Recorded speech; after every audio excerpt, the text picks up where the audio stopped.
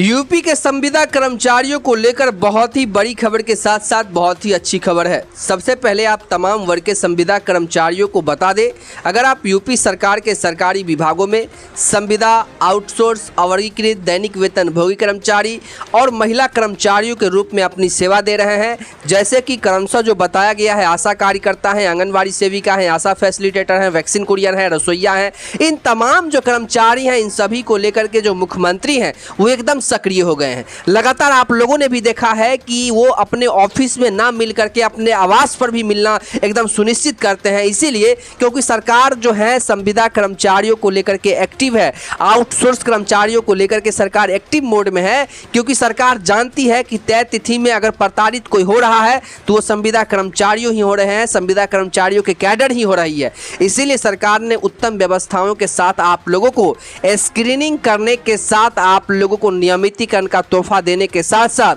आप लोगों को सरकारी कर्मचारी में जो 4th ग्रेड कर्मचारी काम करते हैं, स्टार्टिंग जो सैलरी होगी, स्टार्टिंग जो ग्रेड पे होगी, स्टार्टिंग जो पे बैंड होगी, स्टार्टिंग तमाम तरह की सुविधाएं जो अलावेंस सरकार की गवर्नमेंट अलावेंसेस जो मिलती है सरकार के कर्मचारियों को, उसी प्रकार से आपको भी दिया जाएगा आफ्टर नियमितीकरण। और एक चीज़ यहाँ पे समझ लीजिए कि जो यहाँ पे ये भी चीज़ लगा दिया गया है कि जो संविदा कर्मचारी योग्य होंगे, सरकार इसीलिए योग्य संविदा कर्मचारी कह रही है क्योंकि सरकार को वित्तीय भार पड़ेगा। आप भी जानते हैं कि सरकार अभी अगर आप लोग आउटसोर्स पे काम कर रहे हैं तो गवर्नमेंट का अलावेंस आप लोग को नहीं मिल रहा है। आप लोग का आउटसोर्स और संविदा के आधार पे आप लोग काम कर रहे हैं तो आप लोग को सरकार वही दे रही होगी जो मानदेय आप लोग को मिलता है, बाकी कोई अलावेंसेस तो आपको मिलता नहीं है। जब आप सरकारी कर्मचारी यानी कि जब आपका नियमितीकरण हो जाएगा तो आप लोग के जो कह सकते हैं पेपर पे सरकारी मुहर लग जाएगा, तो आप लोग एक सरकार के कर्मचारी हो जाएंगे। और जैसे ही सरकार के आप लोग कर्मचारी होंगे तो आप लोगों को सरकार के कर्मचारी को मिलने वाला अलावेंसेस भी आप लोगों को मिलेंगे,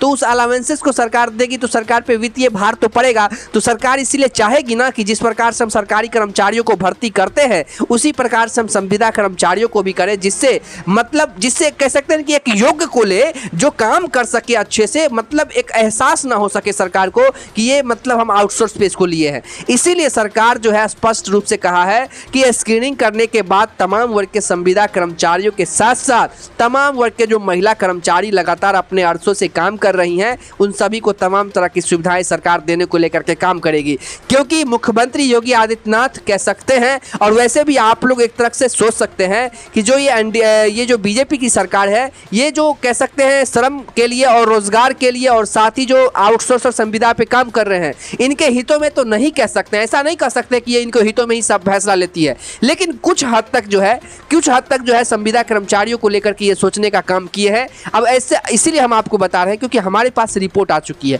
आप लोग भी देख रहे हैं कि रिपोर्ट के हिसाब से बताने का काम कर रहे हैं। क्योंकि बीते दिन जो है मुख्यमंत्री श्री योगी आदित्यनाथ मीडिया ब्रीफिंग किए हैं और उसमें जो है उन्होंने भारत के बहुत बड़े बड़े जो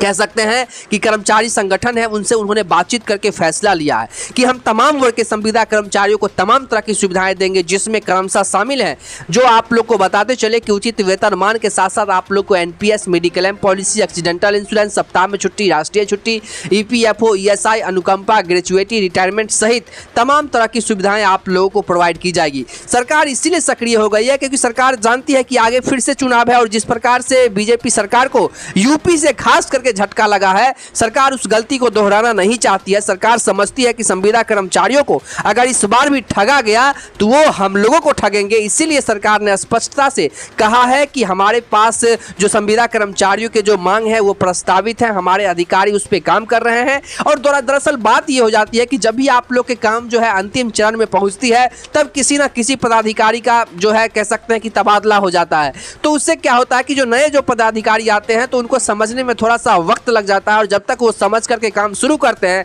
फिर से उनका तबादला हो जाता है। आप लोगों ने भी देखा कि जब चुनाव से पहले ही सरकार ने 1 महीने के नोटिस पीरियड दे चुका थे कि 1 महीने की जो कमेटी थी उसको नोटिस दिया था कि तमाम जो संविदा कर्मचारी हैं उन सभी को अभी के समय में सही मानदेय नहीं दी जा रही है। जितने भी महिला कर्मचारी हैं जो आशा, आंगनबाड़ी, रसोइया हैं उनको भी सही मानदेय नहीं दी जा रही है, उनको तो प्राथमिक दी जा रही है। तो महिला कर्मचारियों को लेकर के भी और संविदा आउटसोर्स कर्मचारियों को लेकर के भी सरकार एकदम प्रेशराइज करते हुए, और आप लोग भी जानते हैं कि जिस प्रकार से उत्तर प्रदेश के हाई कोर्ट और सुप्रीम कोर्ट का ही फैसला है कि जितने भी महिला कर्मचारी के साथ साथ संविदा और आउटसोर्स पे काम कर रहे हैं उन सभी की न्यूनतम मजदूरी जो है 17 से 21,000 रुपये सरकार ने तय किए हैं। यानी कि सुप्रीम कोर्ट यानी कि जो संवैधानिक पद के लोग हैं उन्होंने तय किए हैं, तो सरकार को तो मानना ही पड़ेगा इस बात को। और आप लोगों को यहाँ पे बता दें, मैं आप लोग कहिएगा तो मैं आपको प्रूफ के साथ भी दिखाने का काम करूंगा। आप लोग अगर कमेंट करके हमें बताइएगा तो हम जरूर आपको दिखाएंगे प्रूफ के साथ भी, क्योंकि जिस प्रकार से जो हाईकोर्ट के पब्लिक प्रोसिक्यूटर ने स्पष्ट रूप से कहे हैं कि जिस प्रकार से संविदा आउटसोर्स के कर्मचारी काम करते हैं उन सभी के पदों को संवैधानिक पद घोषित करने से उन लोगों का स्थायीकरण का रास्ता साफ हो चुका है।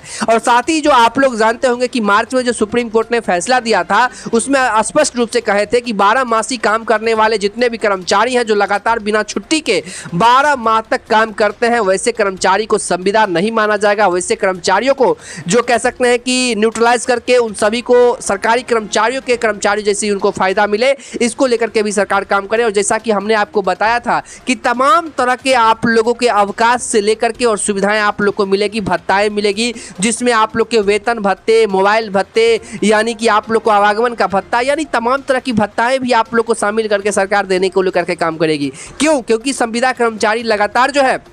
सरकारी कर्मचारियों के कदम से कदम मिला करके आगे वो लोग निरंतर काम कर रहे हैं। तो सरकार को भी अच्छा लग रहा है कि संविदा कर्मचारी एकदम जो विभाग को लेकर के सोच रहे हैं। और आपको बता दें कि ऑब्जर्वेशन टीम ने ऑब्जर्व किया है, यानी कि सीएमओ के ऑब्जर्वेशन टीम ने ऑब्जर्व किया है कि सरकारी विभाग के कर्मचारी से कम काम जो है संविदा कर्मचारी नहीं करते हैं, कहीं ना कहीं उनसे ज़्यादा ही काम लिया जाता है। क्योंकि सरकारी कर्मचारियों का समय तिथि जो है वो एकदम एग्जैक्ट है। उन लोगों को तो कह सकते हैं कि छुट्टी भी बहुत ज़्यादा मिलती है। आप लोग जो आउटसोर्स पे और संविदा पे काम कर रहे हैं तो आप लोग को थोड़ा सा कस्टमाइजेशन में रखा गया है, यानी कि आप लोग को थोड़ा सा कॉम्प्रोमाइज़ करना ही पड़ता है। इन तमाम कॉम्प्रोमाइज़ से जो है सरकार आप लोग को मतलब क्या कहते हैं बाहर निकाल करके आप लोग को तमाम तरह की सुविधाओं के साथ साथ नियमितीकरण करने की भी बात कर रही है। और एक एक संविदा कर्मचारियों का नियमितीकरण भी होगा और एक एक संविदा कर्मचारियों को तमाम तरह की सुविधाएं भी मिलेगी। क्योंकि जिस प्रकार से आप लोगों को बता दें कि लगातार जो हाईकोर्ट है उनके जो पब्लिक प्रोसिक्यूटर है वो भी मुख्यमंत्री महोदय से मिले हैं और उनके बाद जो विचार विमर्श हुआ है उसके बाद कमेटी भी बनाई गई थी, जिसके हिसाब से कहा गया था